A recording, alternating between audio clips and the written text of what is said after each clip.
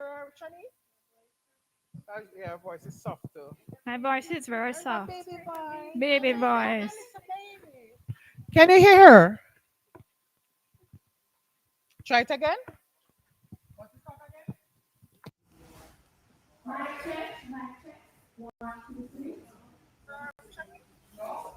Good. Yeah, hearing.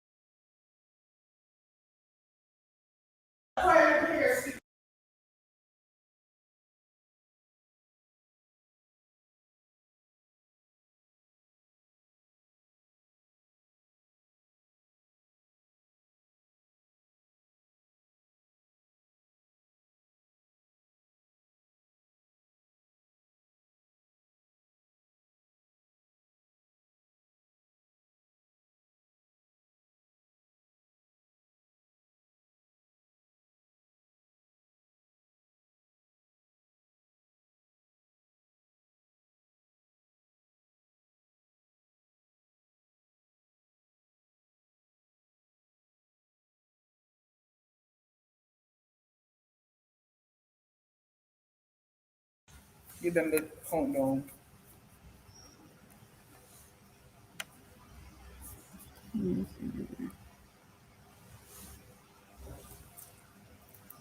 Ladies and gentlemen, colleagues, advocates, or online viewers, welcome. Welcome to our live panel discussion on how does violence against women affect their mental health and career decline. Today, we, as a Women Action Committee, remain steadfast in its commitment to protecting the rights, dignity, and well-being of women in public service and across Jamaica. Gender-based violence affects every sector, every community, and every family. And its impact on mental health is a profound and far-reaching. Today, we aim to raise awareness, strengthen partnership, highlight available resources, and empower everyone who is suffering in silence. Let this not be just a conversation, but a catalyst for change, collaboration, and compassion. Thank you. Let me use this opportunity to welcome our moderator, Miss Jeneline Pinedo, who is a public servant. She's in the service and she has been serving on the Women's Action Committee. I'll allow her to take the panel discussion forward. Thank you. Thank you so much. Good afternoon again. Good afternoon, everyone, and welcome to this special panel discussion hosted by the Jamaica Civil Service Association Women's Action Committee in collaboration with Women Inc. As part of the global observation of the 16 days of activism against gender-based violence. Today, we gather under the theme, how does violence against women affect their mental health and the cry for help? Violence against women and girls, whether physical, emotional, sexual, financial, or digital, remains one of the most persistent human rights violations of our time. But beyond the visible bruises are the hidden wounds, trauma, anxiety, depression, fear, and silence that many survivors carry long after the violence has stopped. Today, we amplify their voices, we examine the mental health impact of violence, and we spotlight the resources, shelters, and support systems available across Jamaica. We are honored to have with us a distinguished panel of experts who bring decades of professional experience, advocacy, and frontline support in gender-based violence and mental health. Allow me to introduce our panelists. Uh, First, we have Dr. Gillian Mason, and I need to give an overview of her background and experience. Dr. Mason is a community psychologist, lecturer, and researcher in the Department of Sociology, Psychology, and Social Work at the University of the West Indies, WONA. Her research over the last 2 decades focuses on violence against women, particularly in the areas of sexual assault and intimate violence in adult and adolescent relationships. Dr. Mason has been a member of Women Inc. since 2006 and serves on their public education and legal reform committees. As a member of these committees, he has made several presentations to various organizations in Jamaica to raise awareness about violence against women, as well as to Jamaica Parliament Joint Select Committees deliberating on laws such as the Sexual Harassment Act and the Sexual Offences Act.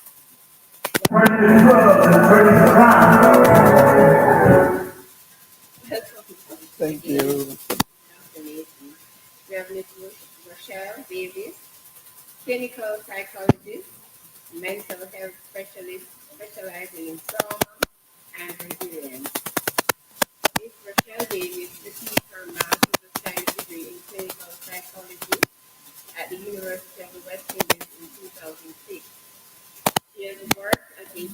Correction Aftercare Officer at the Department of Corrections, focusing on crimes that have been in conflict with the law and family court matters such as child maintenance, custody, and domestic violence matters. She has also become the acting senior probation aftercare officer in the specialized institution section, meeting the needs of inmates. She is an associate clinical psychologist being supervised by Dr. Kai Morgan for 2 years and is currently the clinical psychologist at the Department of Correction since January 2023. Her interests include children's psychological issues, the effects and treatment of trauma, research, and individualized psychotherapy. Welcome again, Ms. Davis. Thank you so much. We have Ms. Monique Fitzgerald, rural sociologist, Bureau of Gender Affairs. Monique Fitzgerald is a rural sociologist dedicated to strengthening communities through collaboration, knowledge sharing, and sustainable development. With a BSc in social anthropology, minor in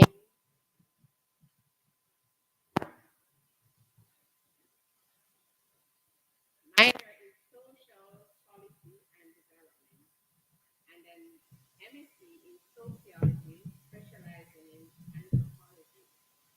He works at the intersection of community resilience, social policy, and rural livelihood. Her passion lies in empowering rural communities by supporting locally driven solutions that enhance social cohesion, economic opportunity, and cultural sustainability. She works closely with grassroots organizations to build networks, strengthen advocacy efforts, and develop programs that support rural populations. Committed to equity and inclusion, she, she, thrives, she thrives to create spaces where community voices are heard and valued in shaping a more sustainable and just future. Welcome, Ms. Fitzgerald.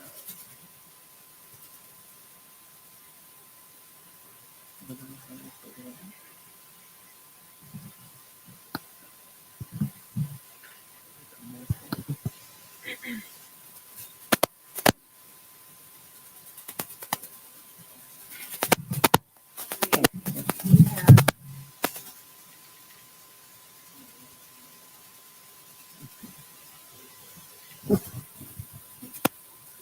we have Ms.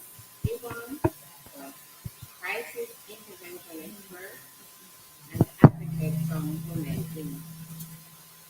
Ms. Beckford is an accomplished human resources practitioner with over a decade of experience in the field, primarily serving corporate entities. Leveraging her extensive professional background and a personal passion for service, Ms. Beckford began volunteering with Women Incorporated in 2019.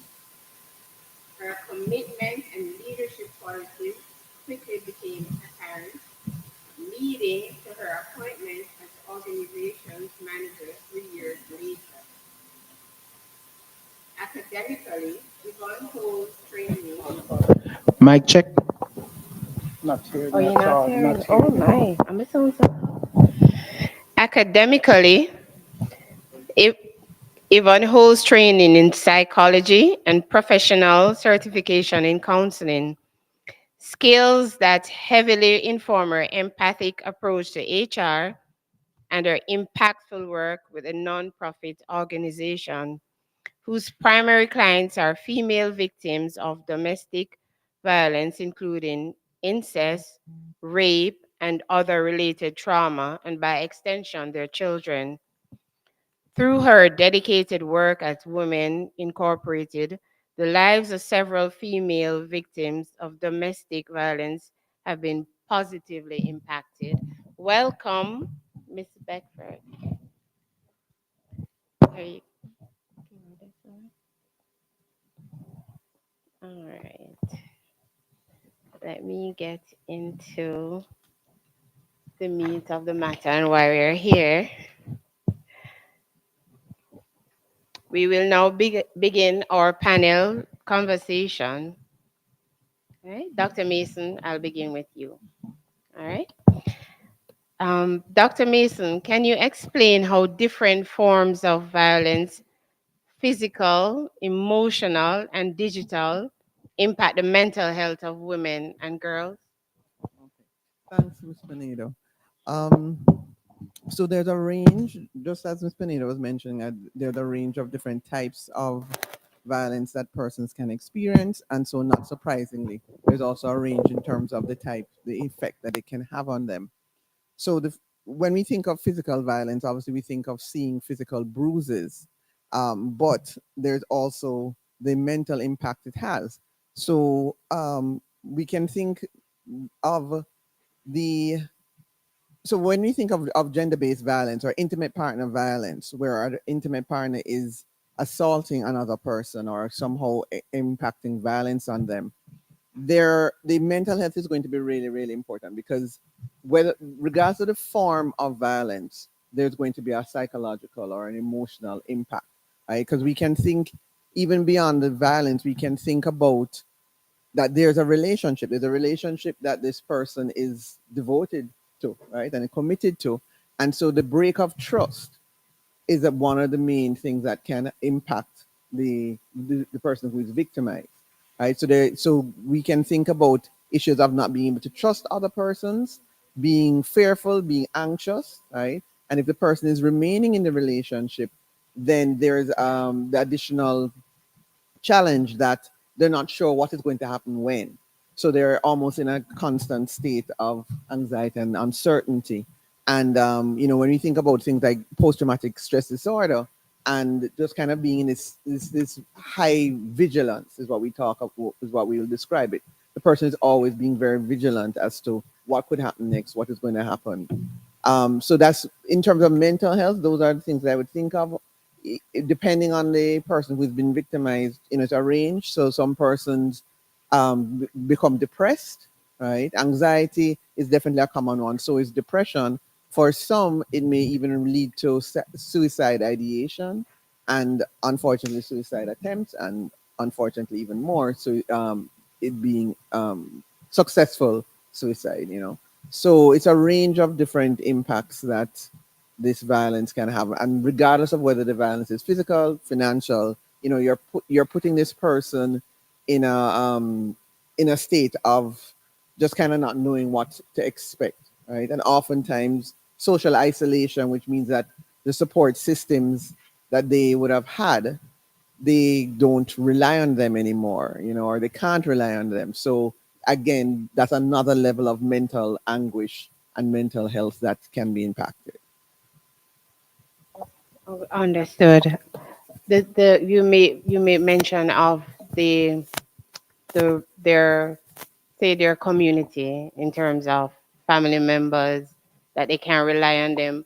But I would you say that it is because of the abuse why they have there's a display of a lack of trust in anybody?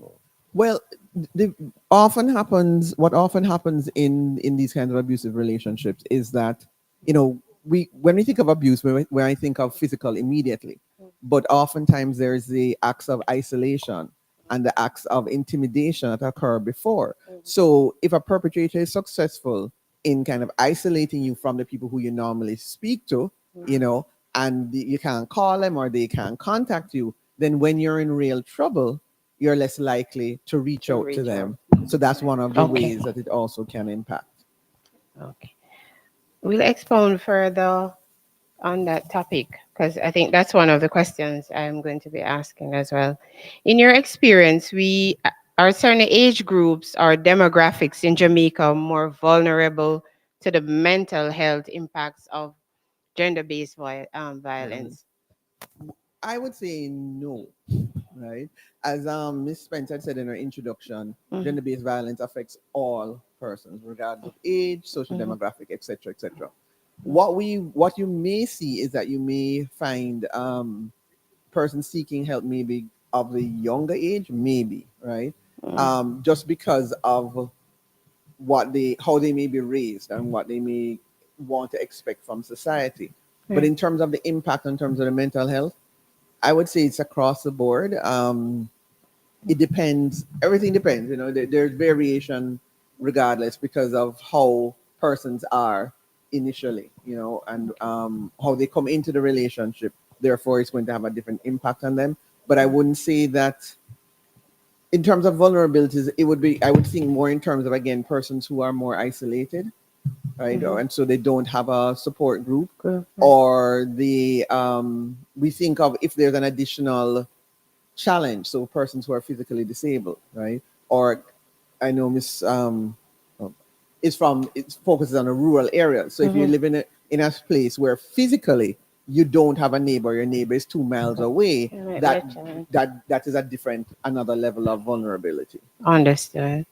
Okay, with digital violence on the rise, how has online abuse affected women differently from traditional forms of violence? Okay. Yeah, I'm still um, with you. yeah. So okay, so with the digital age and technology, and of course we're relying more and more on Mhm. technology.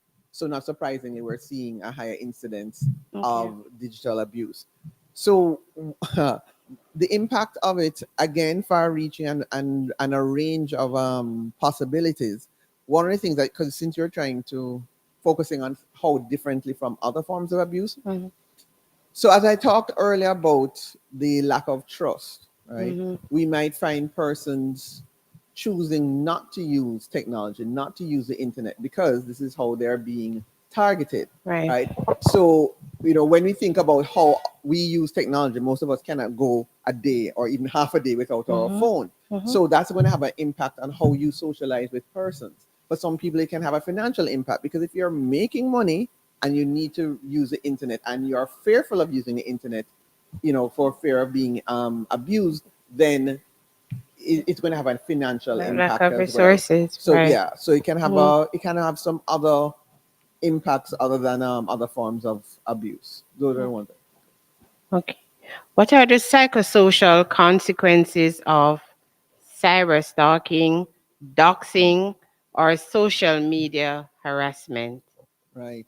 So again, like any other form of abuse, the things that I mentioned earlier in terms of anxiety and depression, those are also going to occur. Um, as I said, because of our growing reliance on technology, it's harder and harder to avoid not using it. Mhm. And so, if you think of this medium that we want to be using all the time, and either you don't use it or you feel fear, you're intimidated, you know, to use it, then that's going to have a real impact on your mental health. Um,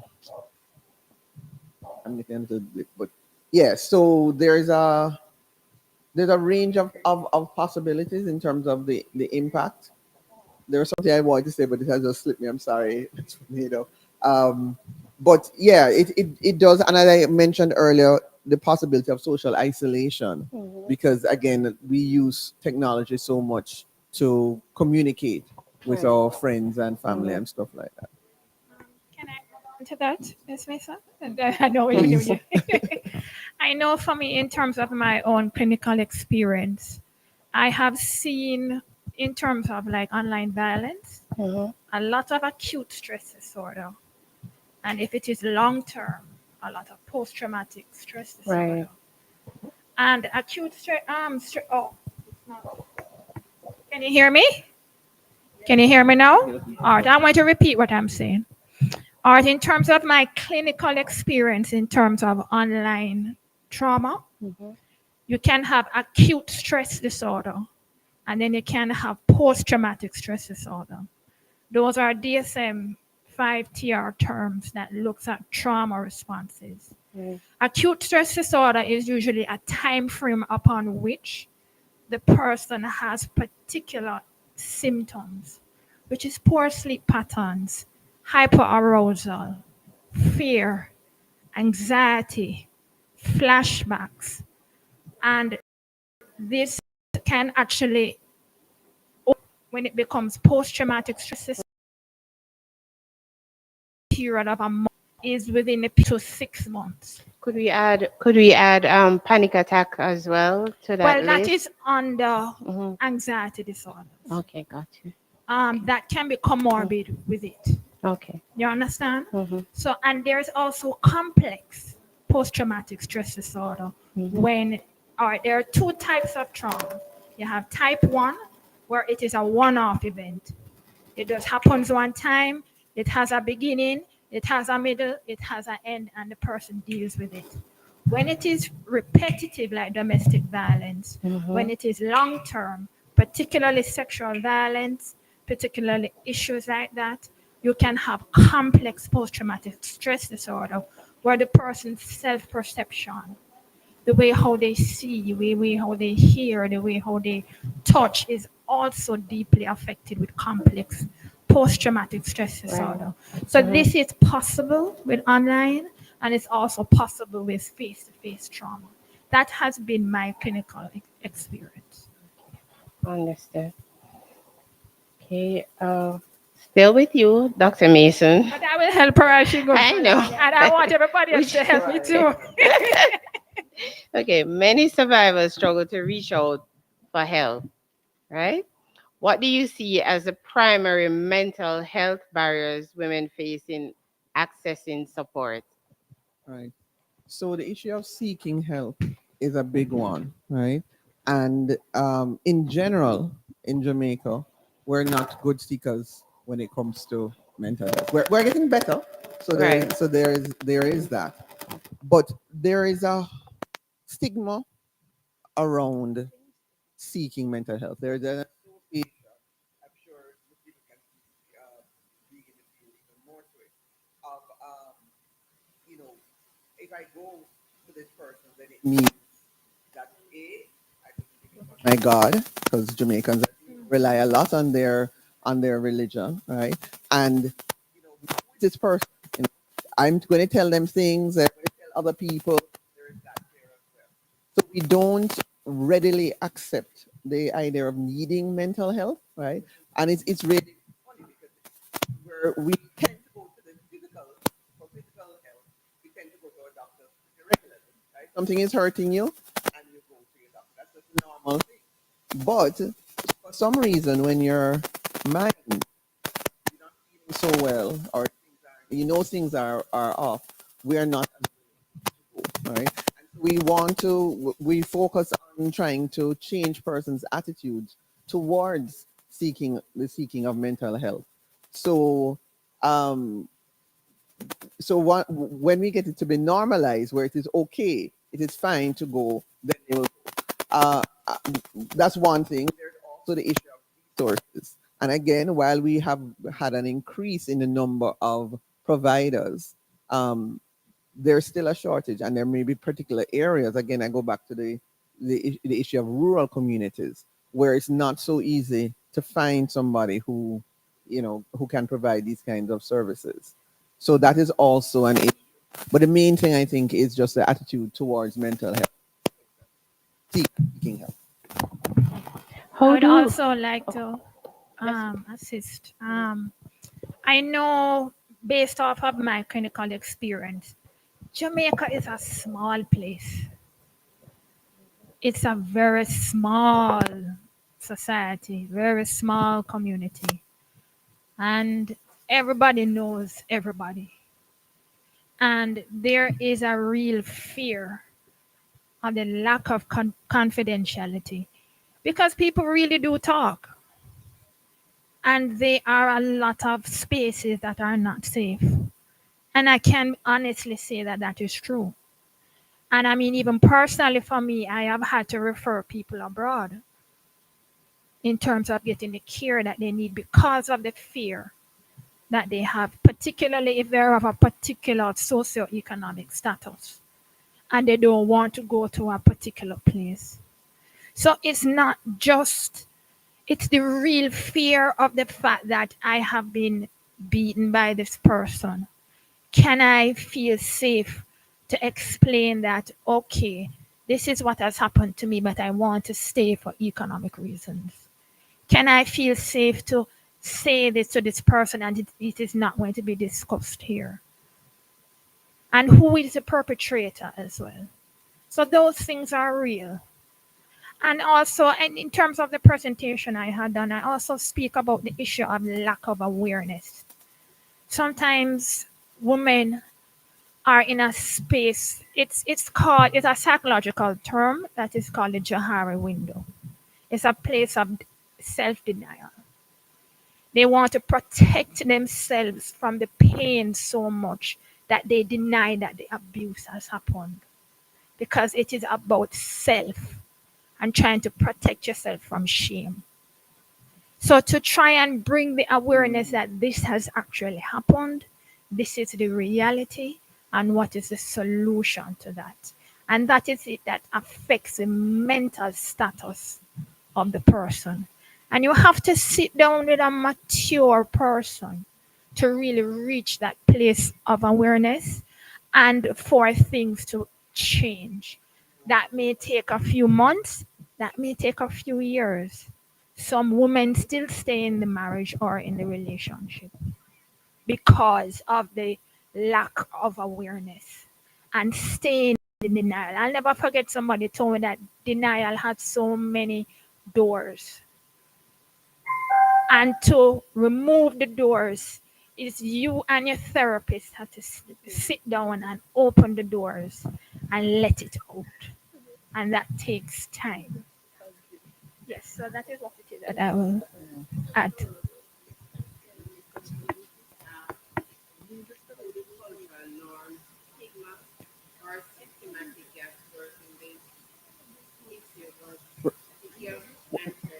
Well, yes, but you know, I want to add on because as Ms. Gibbs is talking about, I mean, we've been talking about mental health in terms of thinking of professionals, but when it comes to help seeking, persons who are victims are much more likely to talk to informal, we call informal helpers, whether that is their family members or a friend.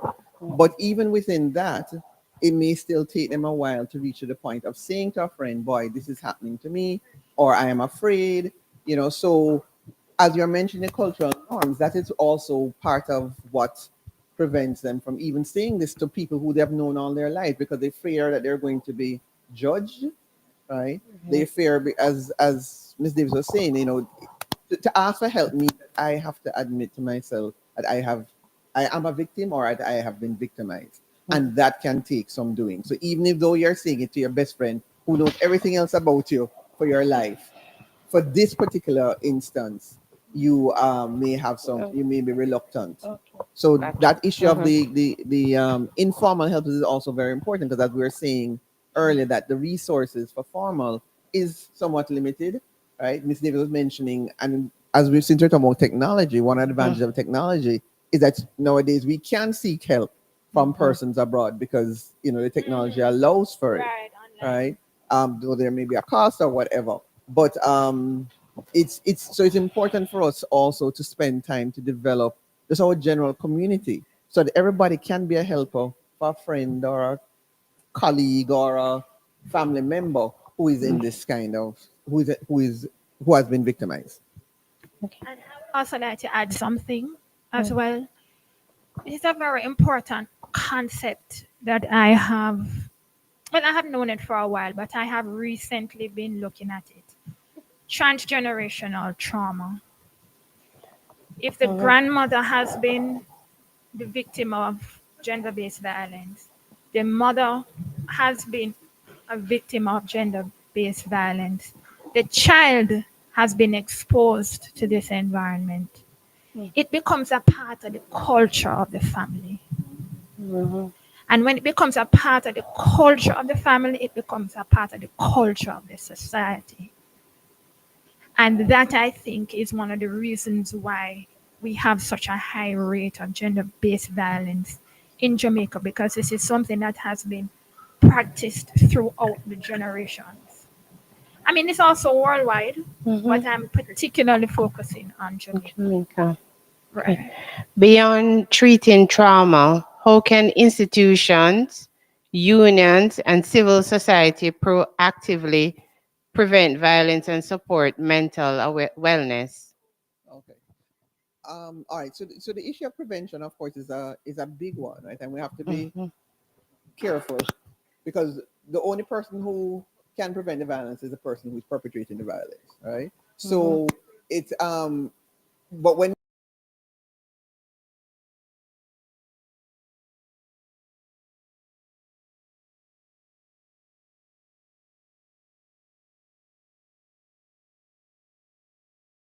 who are traditionally think there are more females than males, right? That's mhm, that's that's straight up. I think we can agree on that.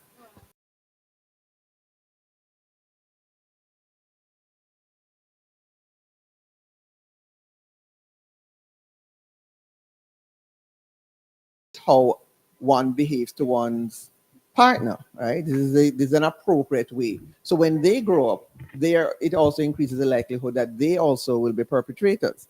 So the kind of societal level change that is needed, that is really what is necessary for us to have the impact on the individual.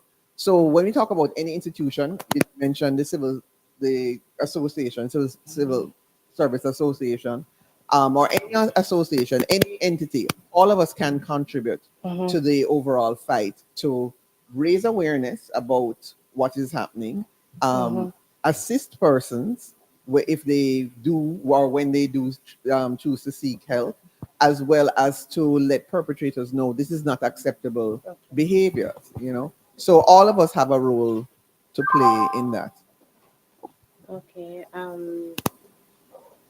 Yvonne, I'm going to ask, what role do public awareness and campaigns and digital literacy programs play in reducing gender-based violence? Could expound on that for us.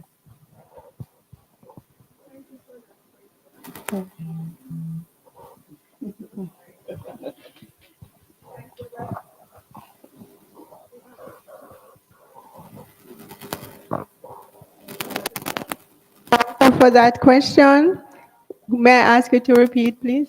Okay. What role do no? What role do public awareness campaigns and digital literacy programs play in reducing gender-based violence? Off the bat, it helps in terms of persons knowing who they can reach out to, where they can reach out, and what services are available. That's number one. And number two, it also helps those persons to share the information with either their immediate community or family members so they know definitely what signs are there to look out for when it happens, who they can reach out to, and that help is here in Jamaica for them. Okay, thank you for You're answering. welcome. Miss Davis. I'm I going think I answered some of my I questions know, already, but so. there is a question that I want you to answer for me, Yes. and the audience.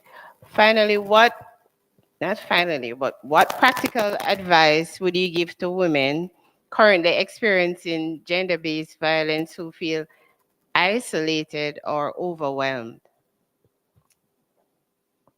Wow. Isolated and overwhelmed. Practical advice. Is the mic on? No. Oh, it's on now. First of all, I think it is to reach out to somebody that is safe,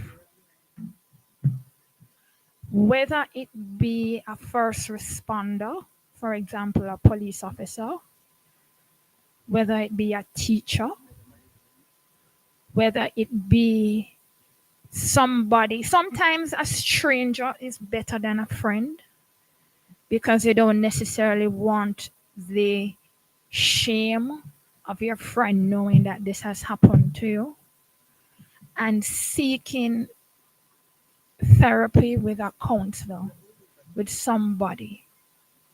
A pastor is usually the first person that people tend to go to, but the person has to be safe. And what is safety? Safety is somebody who is confidential, somebody who has the necessary resources to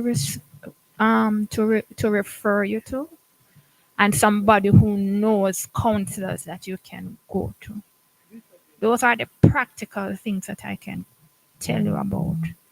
In terms of therapy, there are therapeutic techniques that can be used, which is like cognitive behavioral therapy, where we kind of deal with the thoughts, we deal with the emotions of the trauma, just to try to help to get the person out of the isolation and out of the shame if you're going to be doing it from a therapeutic perspective. And there are also other therapies that are used. That is it, what comes to mind. Thank you. Thank you for that. I mean, does anybody else want to add anything? I'm good. All right. Okay. I'll be moving along to you, Miss Davis. I just want to say thank you, Dr. Mason, for the powerful, and very informative insights. So over to you again. Again. Can you explain the range of the mental health effects survivors may experience from violence, including digital abuse? Okay, I had actually done a presentation, Mm, and um, I had broken it down. There's actually a very good book. It's a book on trauma that speaks about the body keeps score. And it looks at the short-term impacts and the long-term impacts of, of trauma. And this is applicable to gender-based violence. I'm going to be focusing on the short-term impacts at this point. First of all, we know the physical. Particularly, I have seen traumatic brain injury, broken bones, internal injuries, sexual trauma, vaginal bleeding, unwanted pregnancy, STIs, including the transmission of HIV, psychological, which I have spoken about, the acute stress disorder, emotional distress, and isolation, somatic symptoms, which is like headache, stomach pain, and fatigue. Now,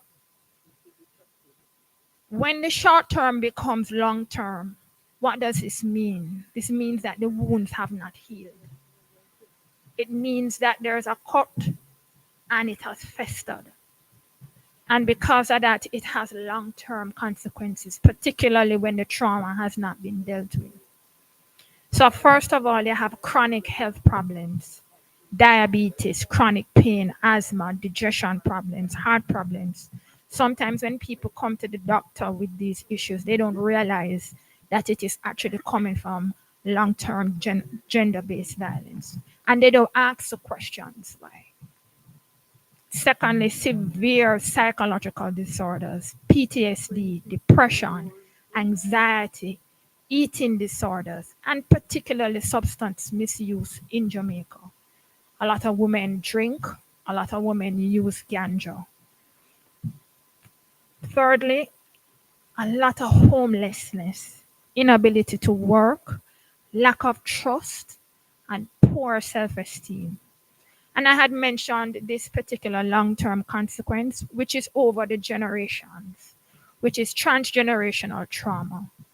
When a child has been exposed to this within the family unit, the child can either one, become a perpetrator, or accept the violence in their own adult relationship.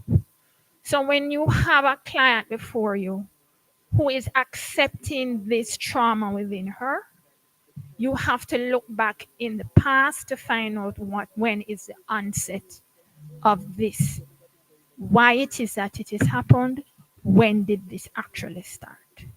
So those are the short-term and long-term consequences. You see, the thing is, there are 4 types of trauma responses. There's fight, flight, freeze, and fawn. And this happens with every single person, every single human being, whether it be male or female or a child. So those responses is what it is that is carried through in the short term and carried through in the long term. Thank you for that, Ms. Davis. How can chronic exposure affect self-esteem, relationships, and daily functioning?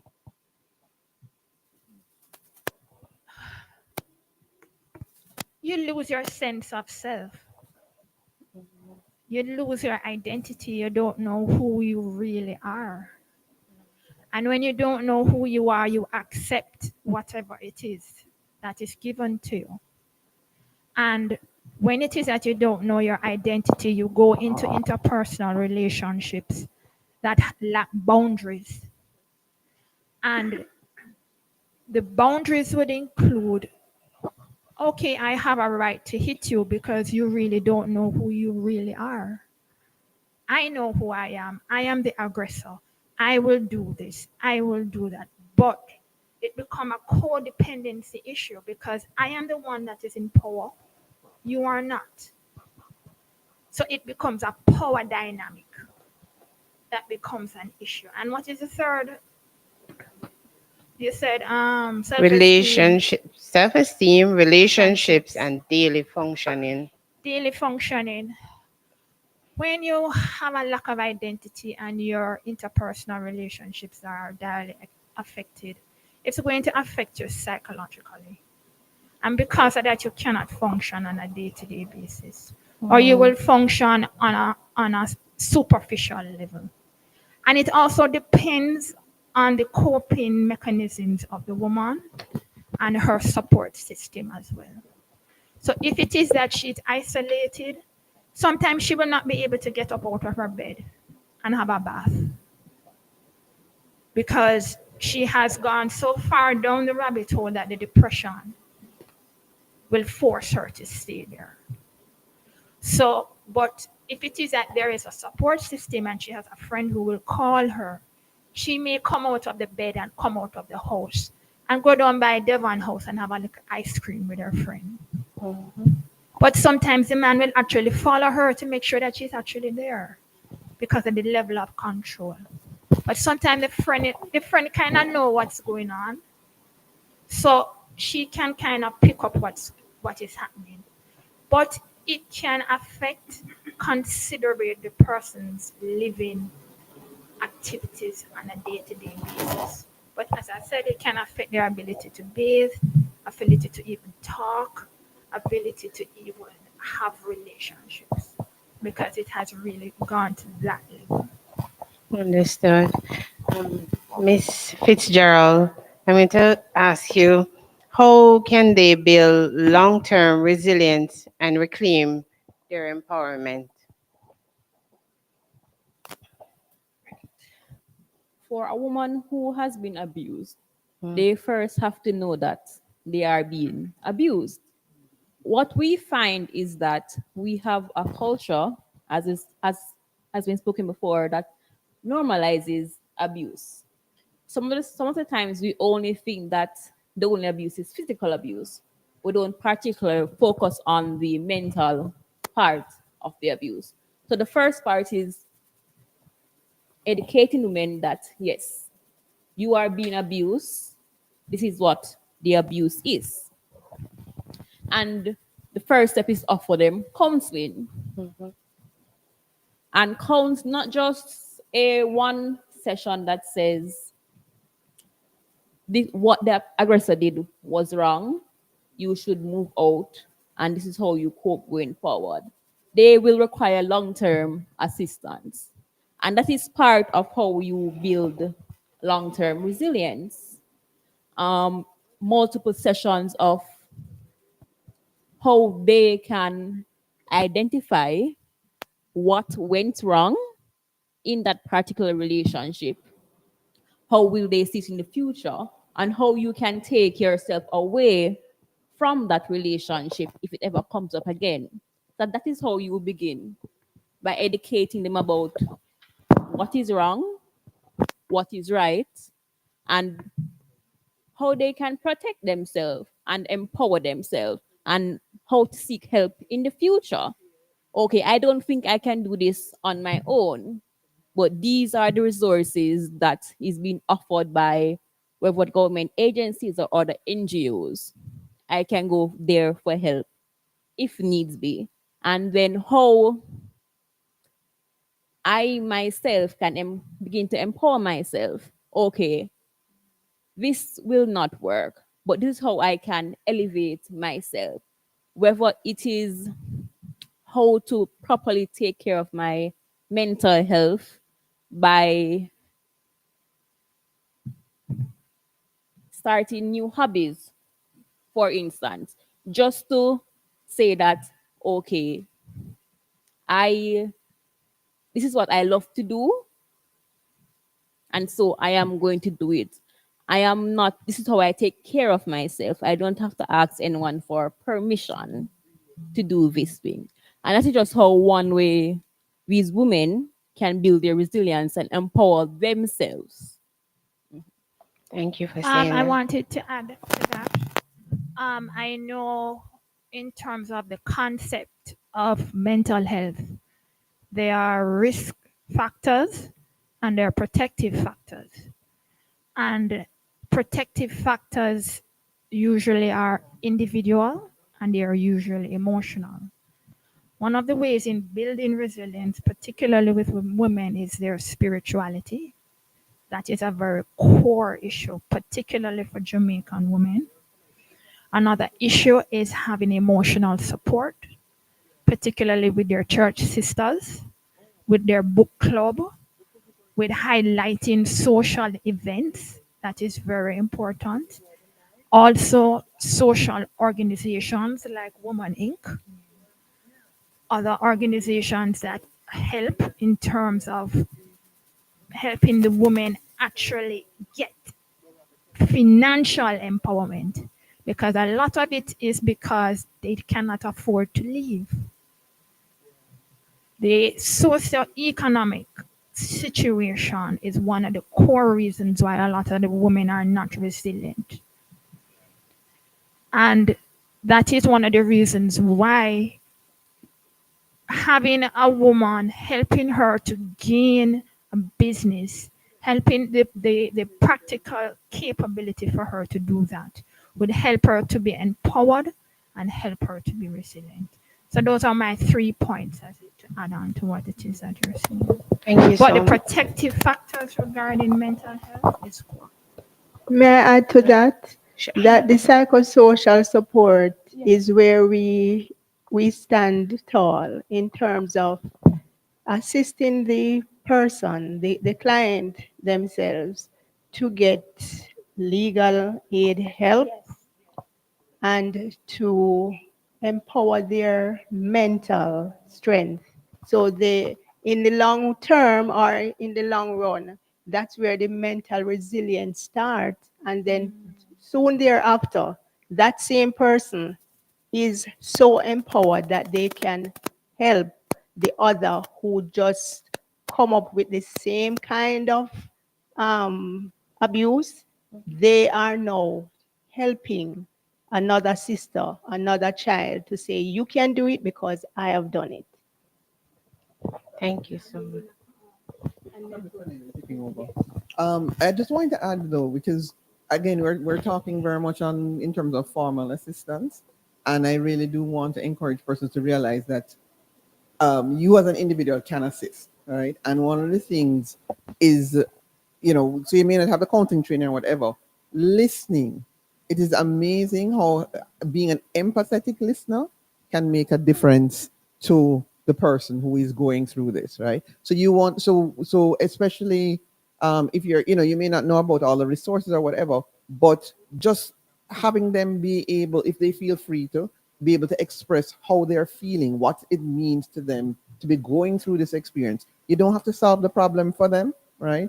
Just that little break from what they're consistently experience can make a difference. And it's really important that as individuals we realize that being non-judgmental, right? We don't know, no matter how good a friend this person is or how close you and your sister are, or you're even twins, you don't know what they're experiencing.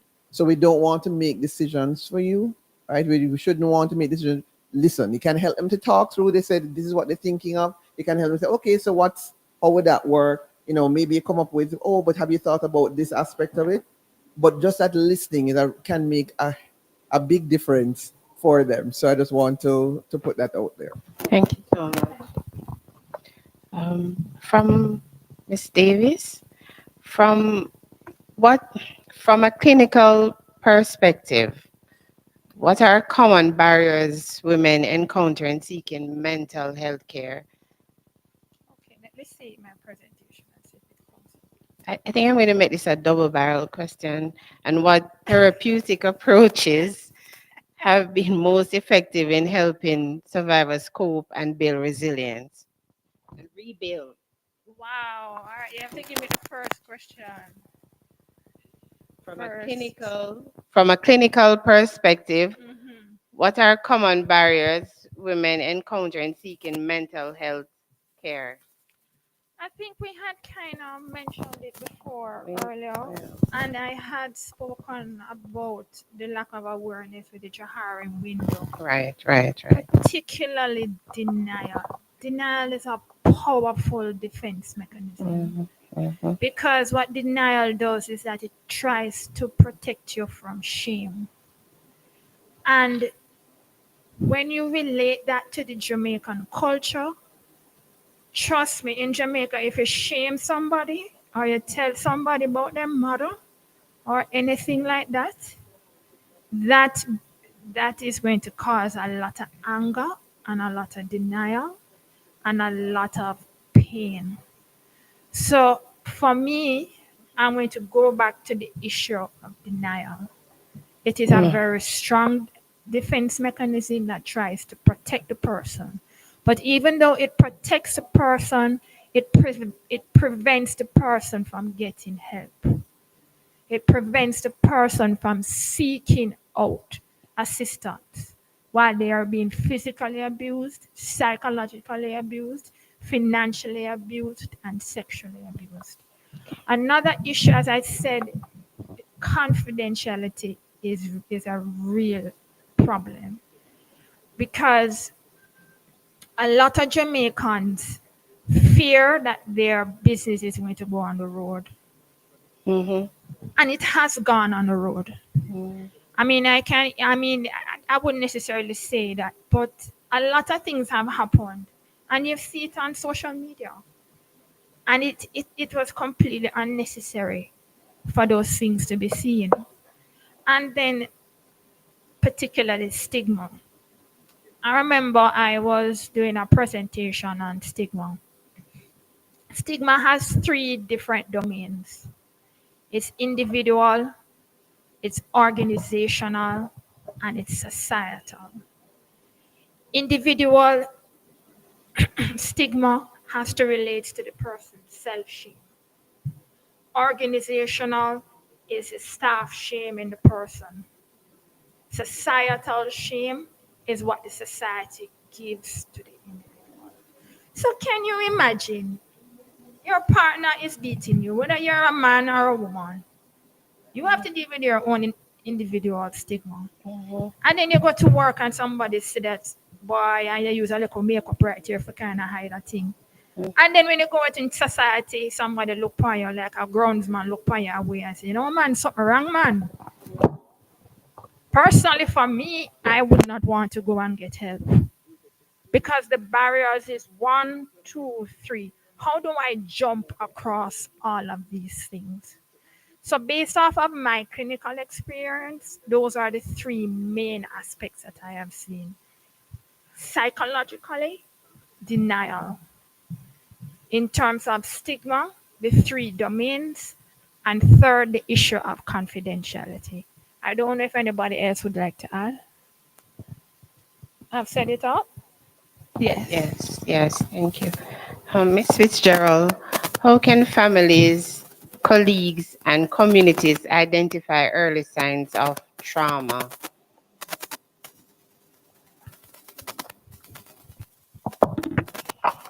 When we are looking at early signs of trauma or domestic violence in or survivors or victims, we first have to know the person and how they behave, right?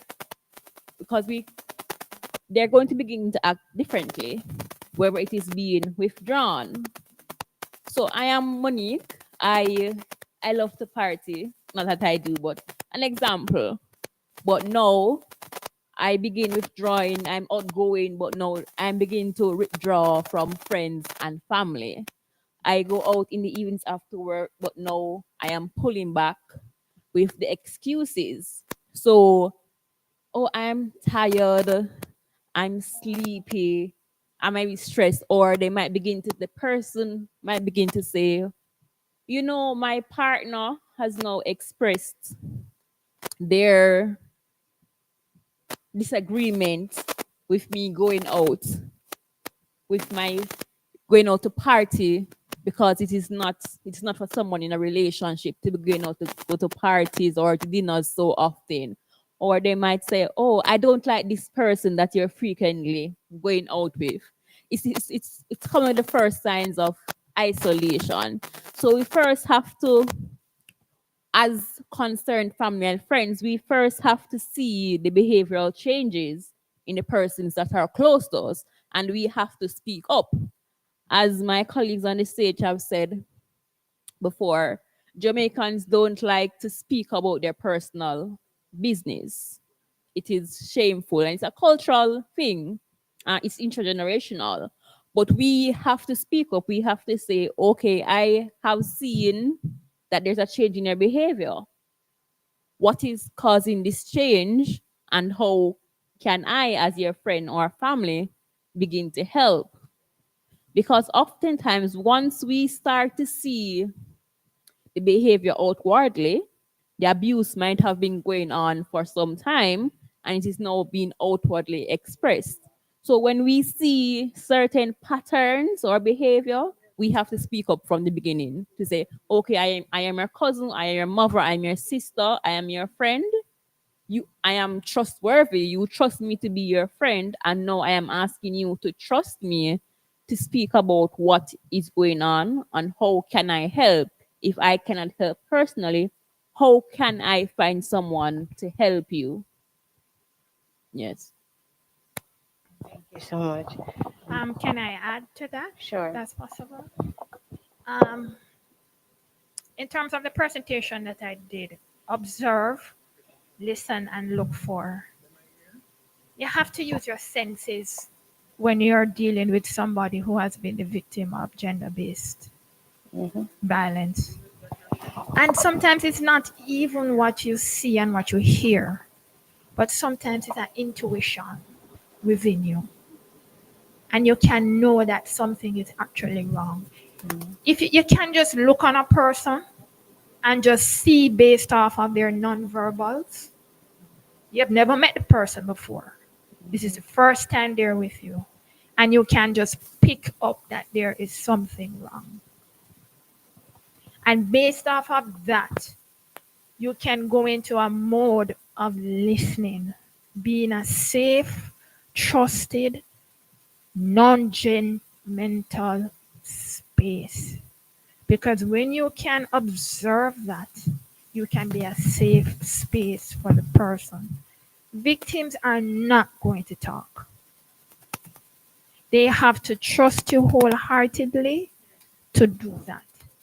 Because, as again, I'm going to mention the issue of shame. And you're going to look for hyperarousal, avoidance, numbness, withdrawal, problems with sleep, substance misuse, and somatic symptoms. You had given me a double-barreled question, and I didn't answer the second part. Okay, all right then. Based on what you mentioned, Right. I want to ask this question. Are there any, because you talk about the stigma and the shame, and are there any policies for seamless referral systems ensuring safety and psychological care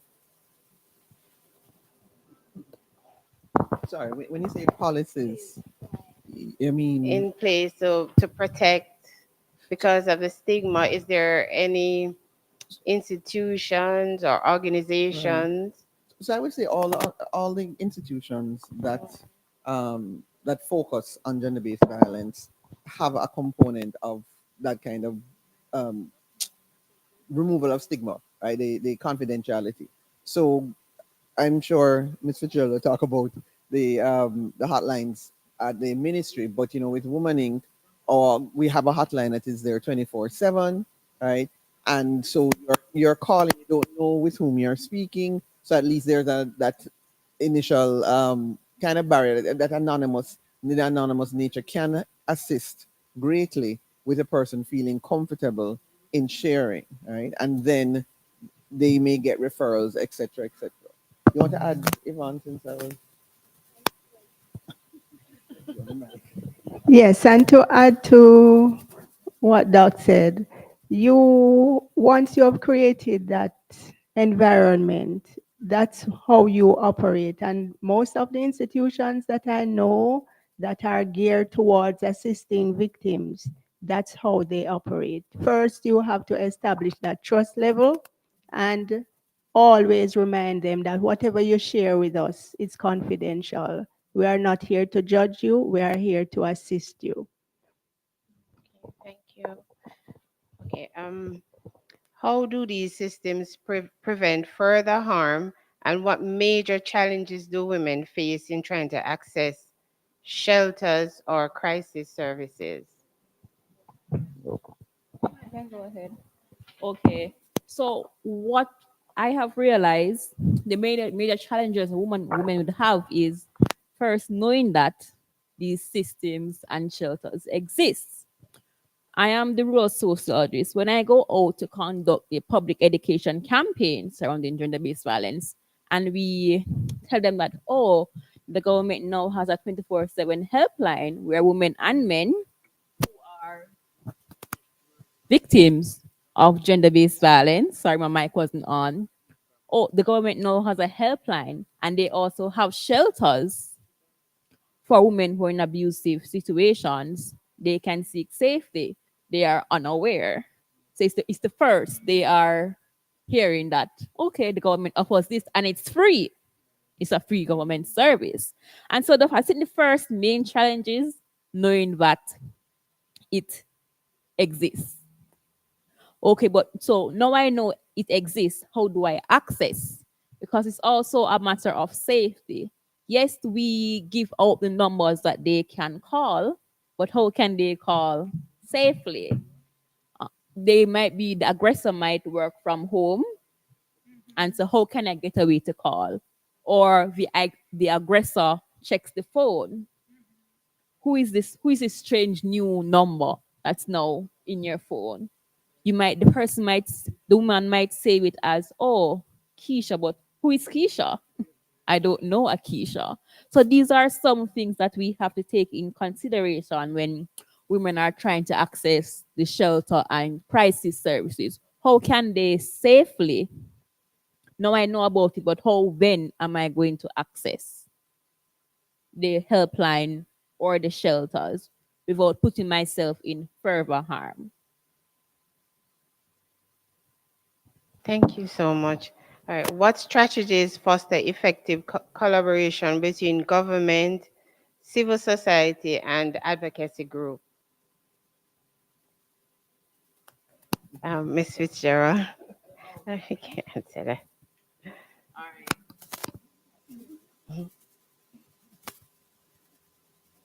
What strategy? Repeat the question for me, What please. strategies foster effective collaboration between government, civil society, and advocacy groups? I think what has to be focused is making sure that everyone is first on the same page of what we can reasonably provide. whether we are government, civil society, or a advocacy group. This is my mission or vision statement. And then we have to really have a sit down and say, this is the step by step process. This is how we will communicate with each other and refer the survivors between ourselves. Can I mention something? My father always says, when you're going to collaborate, you have to learn how to manage. And if you can't manage it, you can't collaborate. So we have to have proper management practices for there to be true collaboration. And there has to be the will on each team for management to occur. With that being said, I was going to ask what policy improvements are needed. You can elaborate We're going on to be that. here until tonight. Don't you? So, I mean, that's definitely one area that Woman Inc. has been focused on since our inception. And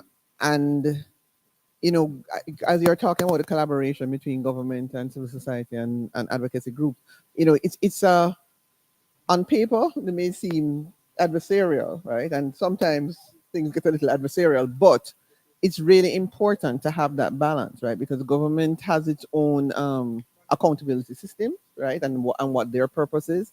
And so for us as civil society and for advocacy groups, one of our things is keeping them on track, right? And just kind of monitoring what is happening, making suggestions. So I mean, there are several laws that we have. That's something that we actually haven't spoken about much in terms of the legal offering. There are several laws that we have that can assist with gender-based violence. The technology, since we're focused on digital abuse, that is one that is definitely kind of behind, right? But there's still some, I think, through the Data Protection Act in particular, right? And there are some, but again, and it's new, right? So we have to see, which cases actually reach to court, what happens in those instances. But so every 5 years or so, each of our laws is kind of reviewed, right? This is instigated through the government, instigated by the parliament. And this is one way that the advocacy groups of civil society get an opportunity to say, okay, we have been studying this. We know, right, because we're dealing with persons who have been so victimized. These are the weaknesses. These are the gaps. This is what is happening elsewhere, and what other countries have done to amend it. So in that way, we're able to make suggestions. But it's going to be an ongoing process.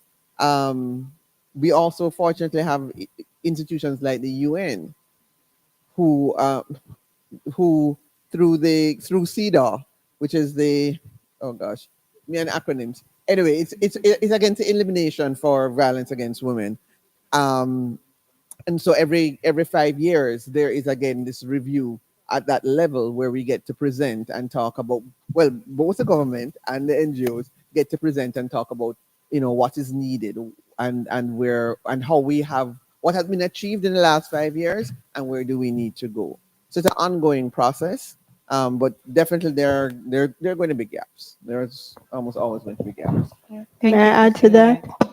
Um, it's such a powerful question because we are currently agitating with our government, and I must say upfront that we have a very cooperative group of people that we're working with in the form of BJ, because as my colleague to my right said earlier, Jamaica is quite small, and we have cases that are very, very dire. We have cases sometimes that are life and death, and it takes only a minute to make a decision.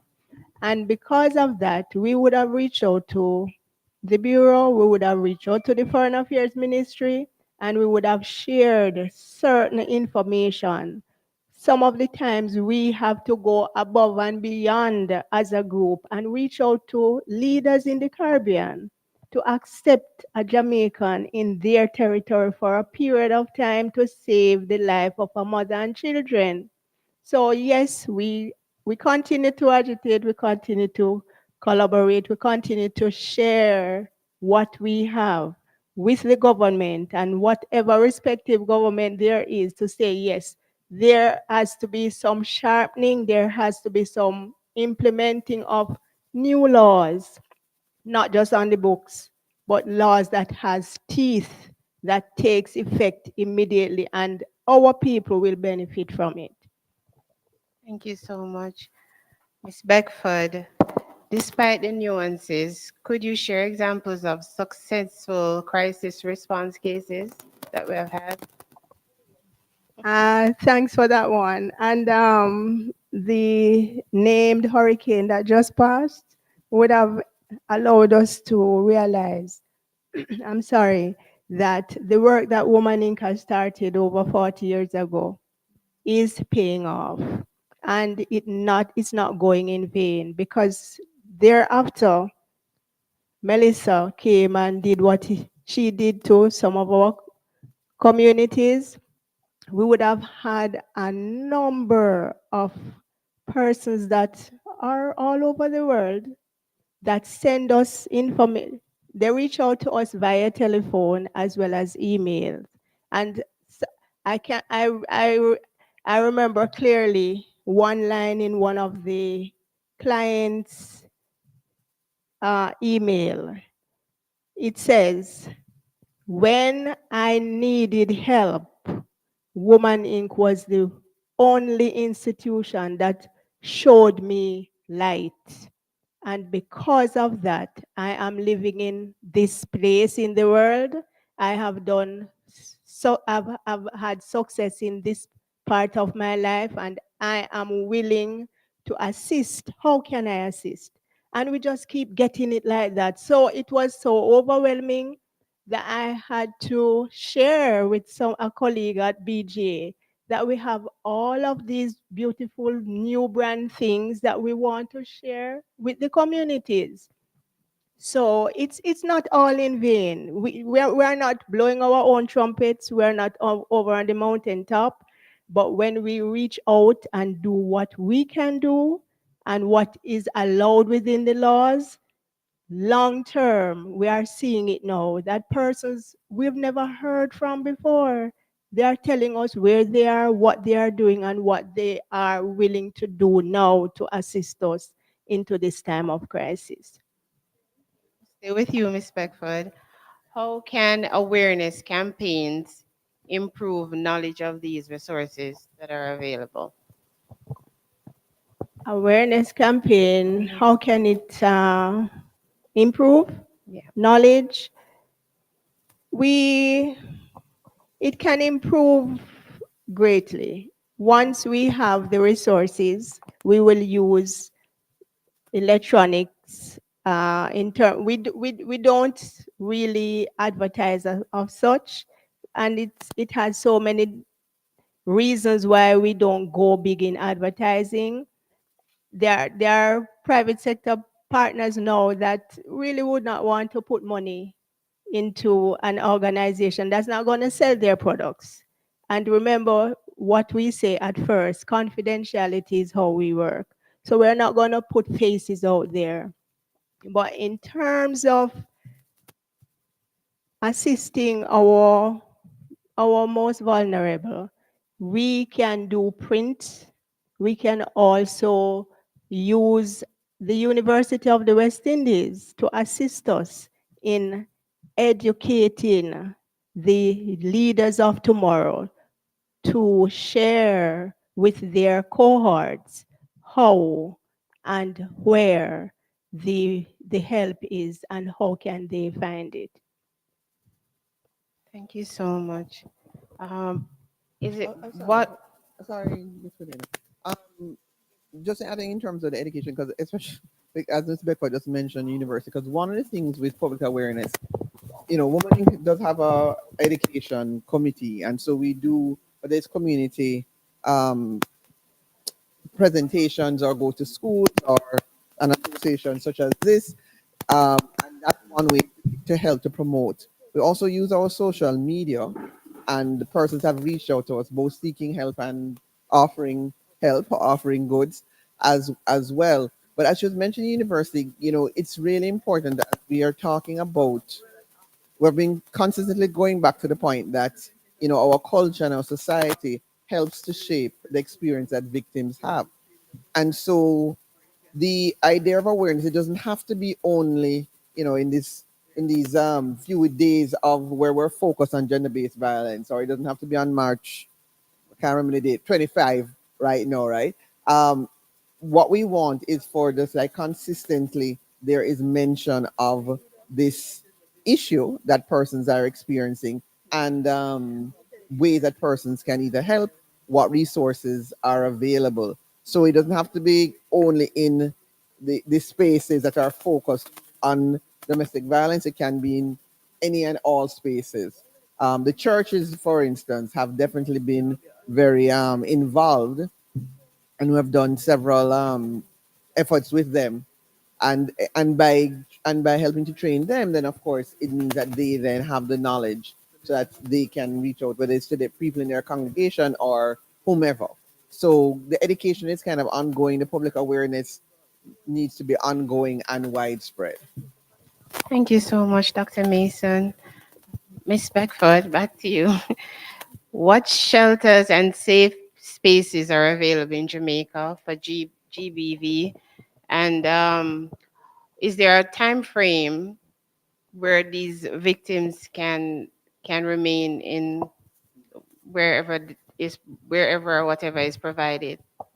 Thanks for that question. Sure. The shelters that I'm aware of currently for GB, for gender-based violence victims, it's limited. And I say limited because the need is great. The Woman Inc. has one shelter. The Bureau has two. I hope I'm incorrect. But the Bureau, our representative will tell me if I'm correct or incorrect. So based on my knowledge, the Bureau has two and Woman Inc. has one. Capacity is not much. For our shelter, our capacity is not more than 10, and that includes children. And yes, there is a period of stay because it's temporary shelter. It's secured temporary shelter space. Our minimum stay time is 14 days, maximum 30 days. And during that period, the client is assisted to, one, if they are not working, find a job. We also help them to find jobs. If they are working, we assist them with place of stay, because we do have a home which is called a transitional home, and that capacity, the capacity for the transitional home is 20 persons, including children, and the layout there is somewhat of providing them with their own independence. So they are placed into a safe space, and they have all the amenities that you would have at your own home. And that time of stay minimum is 12 months, maximum 24 months. And these persons all are employed. So they are allowed to save, so that at the end of their time, they would have saved enough so they can go out into the society, rent something that they can afford, and move on with their lives. Thank you so much. How while their stay in these safe houses, do they address their mental state, legal and social needs? Yes, they do. And of course, we have access to Gillian here, our doc. We also have a psychologist that is at our disposal, and we also partner with private entities in terms of medical help, and we depend a lot on our outreach persons who are friends of Woman Inc. In terms of paying for a medical fee for a client and they might not have the funds, we reach out to the friends of Woman Inc. and assist in that case. Yes, we do provide counseling, ongoing counseling, and it depends on the client. Some clients are not far gone, while some require months of counseling to get them back to where they ought to be. Thank you so much for that. Sure. Go I ahead. would like to agree with Ms. Beckford in terms of the shelter space for women who are victims of gender based. There is not much. The government just does provide two temporary shelters as well as a transitional shelter, which it brings it up to three, uh, where their psychosocial and health needs are also provided for in terms of counseling and upskilling, if that is what they would also in need of to find a job. Thank you so much. Okay, I'm gonna ask online listeners or viewers or in person if there are any questions that you'd like to ask online viewers or in person. The floor is open.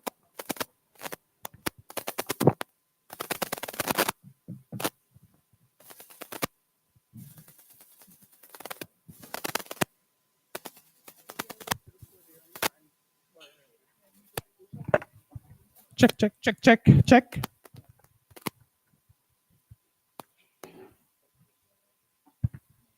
Afternoon, everyone.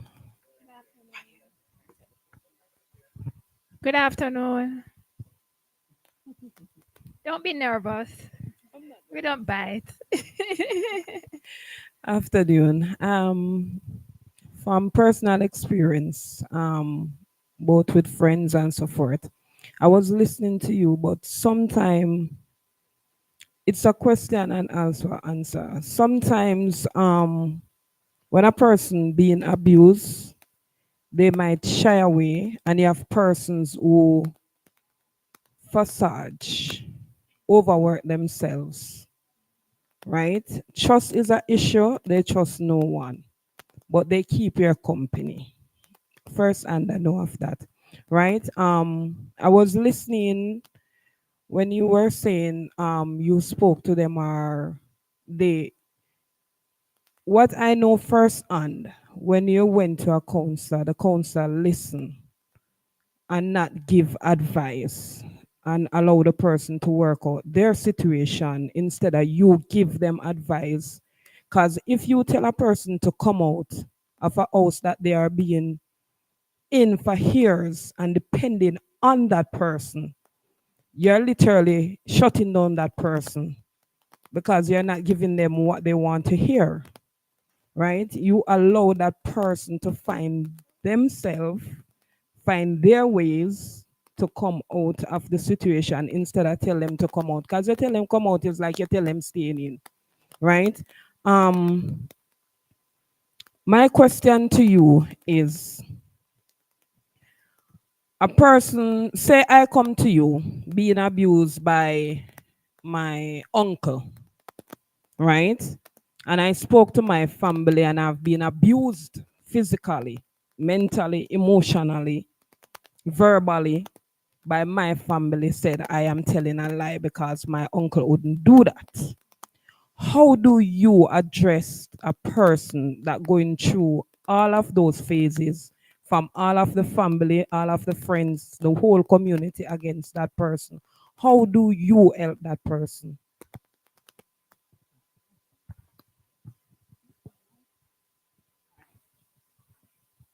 First, we would, well, I'm the one answering.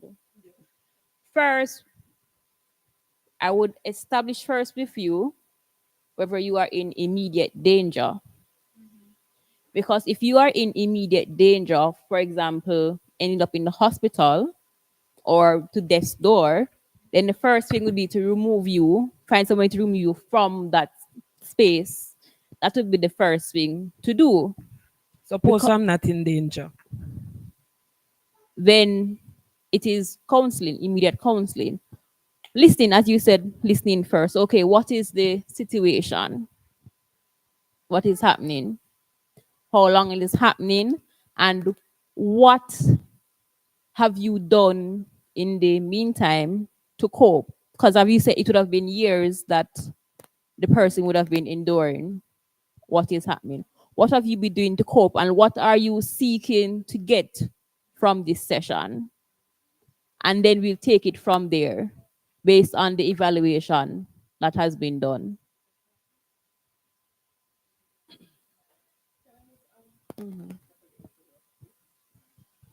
Let me- Oh no, it's on. So one of the things that struck me in this scenario that you built, thanks for your, your question, is how important it is for that person to know that they have been heard and that they have been believed, right?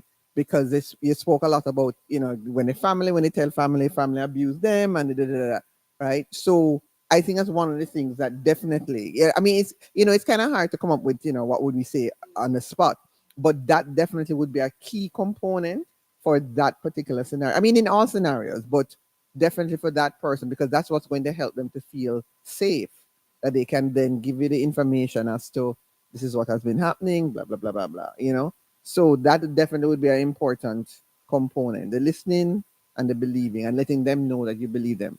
Right? And so sometimes we find that we may not even ask, it's kind of odd because we do need to get information, right? To be able to kind of think about maybe there's a referral or whatever. But you have to be careful how you ask the question because you don't want to ask it as if I'm not believing you. So like I'm trying to kind of trick you to say what's really going on. But so we have to, we develop the skills and, the various counselors develop the skills to kind of just let the person know that know that they're being heard, know that they're being believed so they can kind of get their defenses down and say, okay, maybe this is somebody I can say more to. So that's definitely something that would come up. Well, for me, the first option is to gain the person trust. Right. You have to gain the person trust in order to spill the milk to the person. So you have to gain the person trust. Thank you. Thank you so much. I have two online questions. I think Miss Beckford, maybe you can answer it because you had spoken on the spacing as it relates to the women's shelter. A question asked is space for 10 individuals. Do you foresee expansion in near future? Lovely question. Yes, we foresee expansion. And yes, we are open for sponsorship. That's a good answer. Uh, Another question is, I'm unable to reach the Women's Inc. numbers online. Do you have a new number? I'm so sorry that person is unable to reach. I'm not sure what number they are trying, but we do have a resource problem in terms of persons being at the desk all the time, because there are some times that you have to you have a client. We have back-to-back walk-ins. We do not speak to clients within the halls of the offices. We have a reserve room where the person feels very comfortable, and you also as a counselor feels comfortable to deal with the person. So when you are in that room, there are no phones in there, and the phone might be ringing in the office and you are not there to answer. So that probably is one of the reasons, but the numbers are still the same. We have not changed them. 92929 929 9292997, and they're right here. So yes, the numbers have not changed. And 92993 9038 is also a number that works. So we do apologize for persons who might be calling and are not getting through, but if they continue to call, someone will pick up. Sorry, just to emphasize, so the 929-2997 number, which is on the, what did all these things, the flyer, that's our 24-hour hotline, right? The number that Miss Davis had read out, 9299038, that's within the normal work day, right? And also we should mention, well, I'm not sure since Melissa how Montego Bay is temporary closed, unfortunately. But again, on our billboard here, there's a number that hopefully will soon be functioning again, right? For persons they can also reach there. Thank you so All right. much, In Dr. terms of Mason. another number they can reach, for the Bureau of Gender Affairs, the 24/7 helpline number is 876-553-0372. And that is 876-553-0372. Thank you so much. Sorry, Miss Miriam, again, just to add on. So, for anybody who is trying these numbers, and again, unfortunately, council may be otherwise occupied. If you're in immediate danger, call the police. Call the police. All right, especially if it's a case where perhaps you can wait because they're on another call and you can call back another half an hour. But if you're in immediate danger, please to call the police. And may I add on to that? We also have the bureau that has a number of numbers, telephone numbers, and they do just as good a job as Woman Inc. is doing. And I think they will pick up. So if they're not getting through to one, they have options now. It's not like 30 odd years ago when they didn't have any option. They have options now. I would like to add with the bureau's number, if you call and are not getting through because they're occupying another call, you can send a text message or a WhatsApp and they will return the call. And in regards to the police, the JCF now has something called domestic violence intervention centers. There are 10 centers spread throughout the island.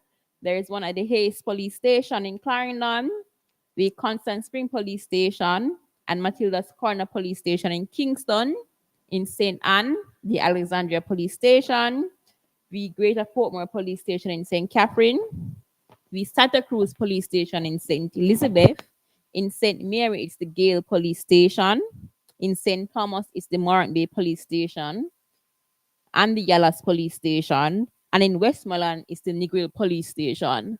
So if you are experiencing domestic violence, there is help, and there are a number of places to seek help. And the DVI care centers work closely with the Bureau of Gender Affairs and the Woman Inc. So if you can't get one, you get another, and then we refer to one another. Yes.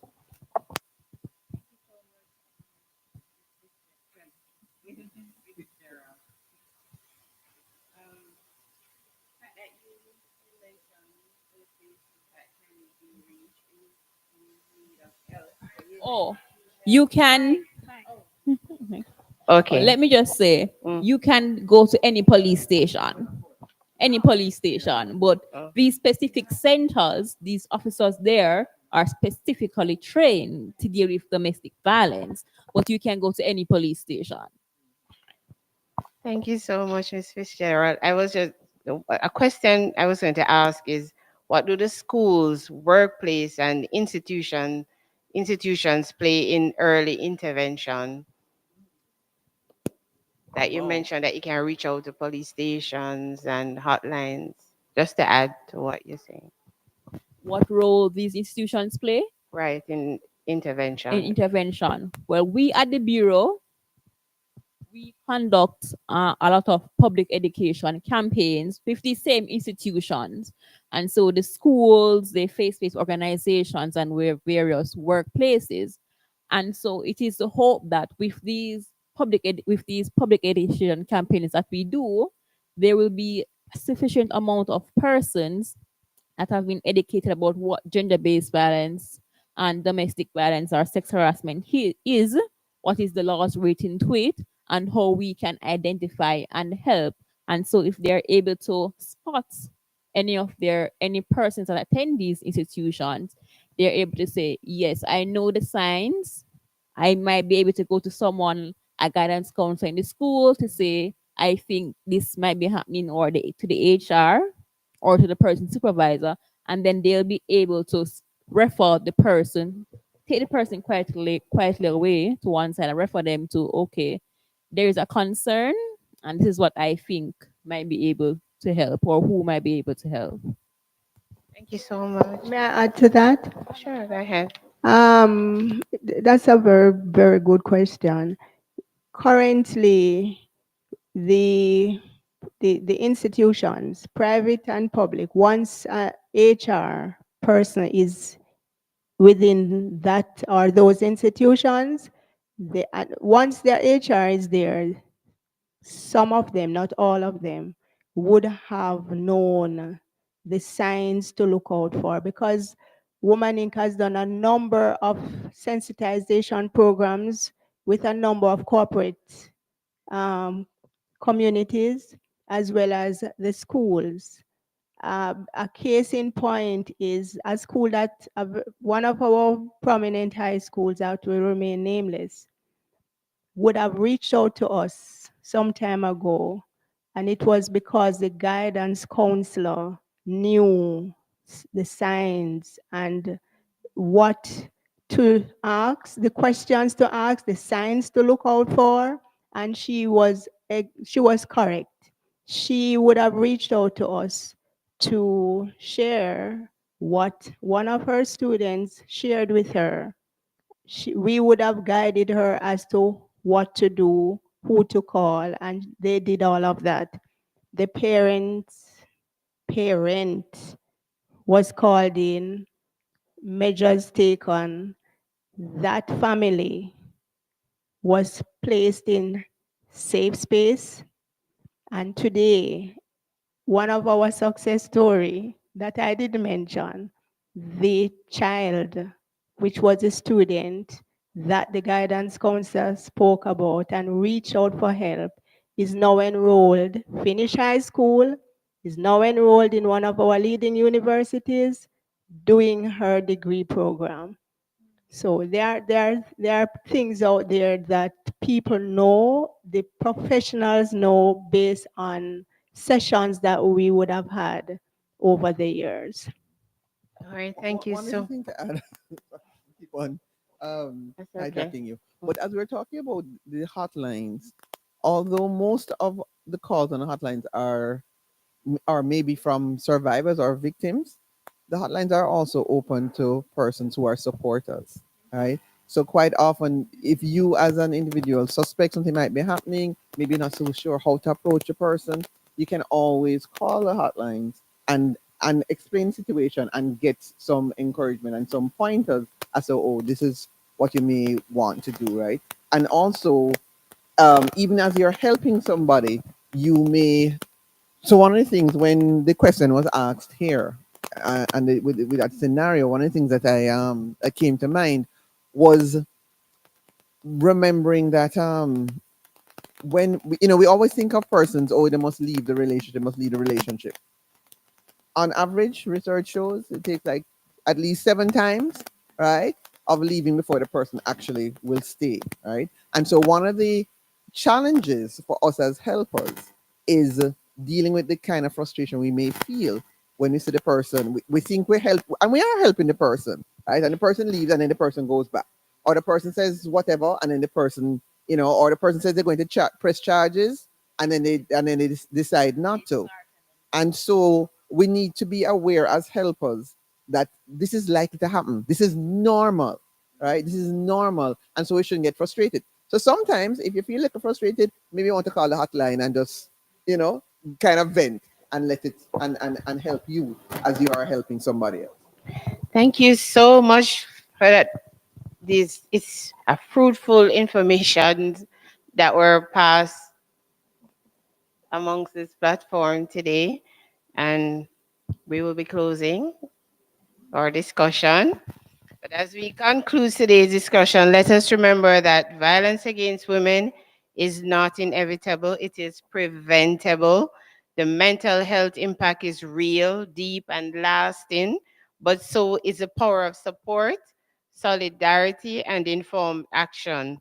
Let us continue advocating, educating, and supporting each woman and girl whose voice has been silenced by fear, stigma, or harm.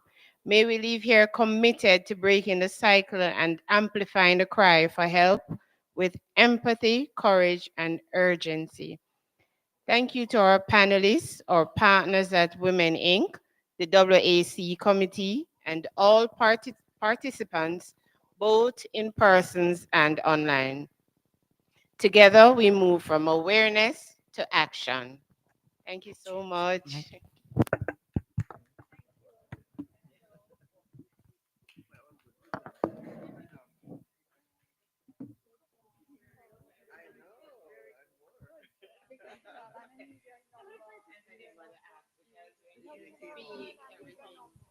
Hi, sisters. On behalf of the Jamaica Civil Service Association, and particularly the Women's Action Committee, I'd like to say a big thank you to Dr. Gillian Mason. Thank you for taking the time out to be with us today. Our sister Rochelle Davis from the Department of Correctional Services, Sister Monique Fitzgerald from the Bureau of Gender Affairs, and Sister Yvonne, or sister in the private sector. Thank you so much for taking the time out to empower our women today. And we do look forward to more sessions. We look forward to engaging with you in the future. Thank you so much. And remember, if you are not a part of the Jamaica Civil Service Association, then you are not a part of the big deal, the mega deal union. So we're inviting our members, our sisters. You see how much we care for you. So become a member of the Jamaica Civil Service Association today. And remember, we are here to empower women, our sisters, and we are standing against violence against women. So thank you, sisters, for joining us today, and we look forward to engaging with you in the future.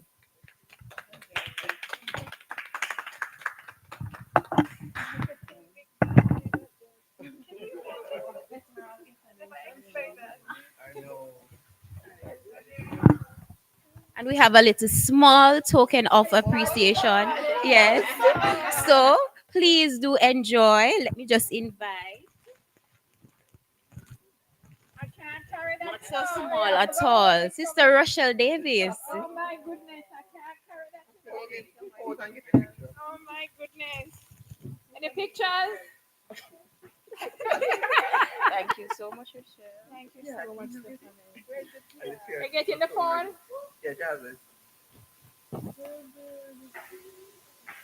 I'm sure a sister here will assist you in taking it. Oh, you did take it down for me. Thank you. That's huge. Oh, you was going to do, oh. Our sister Fitzgerald. I'm sure you will enjoy this small token from us. They can't manage it. They can't manage it. It's heavy, you know. On the ball.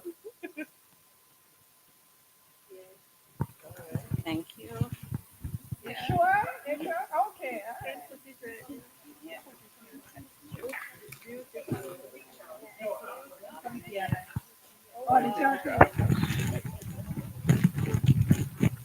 Dr. Mason.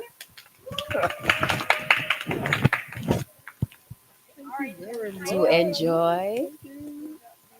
All right.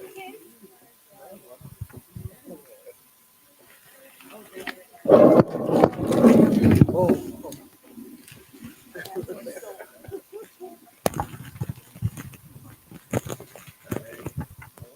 Sister Yvonne from the private sector, thank you so much again for joining us and do enjoy.